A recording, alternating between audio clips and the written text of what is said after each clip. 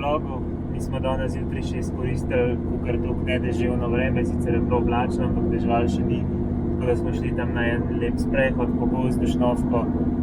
Pol smo tudi še izkoristili, da smo bili blizu ene vasi parkirani in smo kupili eno pico za kosilo, pravo italijansko margerito, tako da je bilo res kar dobro. Zdaj smo pa na poti naprej, v bistvu se peljemo zdaj že kar konkretno v smeri Francije, še na en zadnji pohod v Italiji, do enega jezera je, mislim, da niti ni prav zelo nek hud pohod, ampak bolj kot ne sprehod, ampak ja, nismo še dobro raziskali, je pa lepo jezero, tako da tja zdaj gremo. Ja, na izhodišču bomo prespali, pa šli hoditi, potem pa verjetno počasi v Francijo.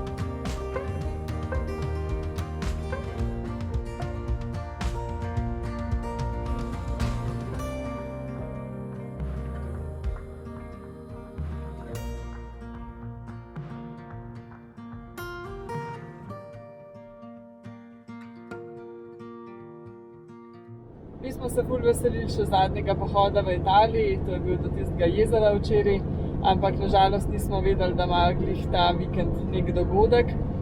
Včeraj je bil sploh verjetno najbolj pomemben dan, ali kaj, ne vem, bilo je res ful veliko ljudi gor pri jezeru, čeprav je do tja 1 ura hoje, sicer zelo poravnan, zelo v isti pohod, ampak vseeno so gor pripeljali Dixije in postavili nek cel stage oziroma oder, kjer je bil koncert in nek DJ in ne vem kaj, in zato je bilo res ful veliko ljudi in res ne po našem okusu, kar je ful škoda, ker je jezero res lepo.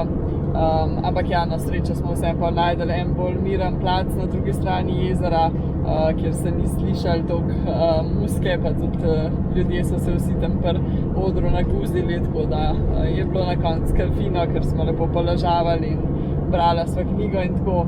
Ampak ja, bi bilo pa veliko boljša izkušnja, če bi na kakšen drug vikend šli. Ja, treba bo od četrtka do nedelje, tako da ni bilo šans, da bi počakali kakšen dan, tih časa se nam ni dal čakati, da bi bilo prazen. Danes jutri smo šli zdaj še najprej do ene razgledne točke peš, v bistvu je ful lepo, lep pogled, sicer je bilo malo oblačno, gor na hribih, ampak vsem se nam je za nekaj malo časa pokazal tudi Mont Blanc, tako da smo bili kar zadovoljni. Zdaj gremo pa naprej na prelaz med Francijo in Italijo, mislim, da je na približno 2200 skoraj nekaj takega, tako da bo verjetno malo bolj mrzlo, ampak tam bomo sigurno prespali, mogoče pa tudi kakšen dan še ostali, če bo v redu, bomo ziher še kakšen dan ostali.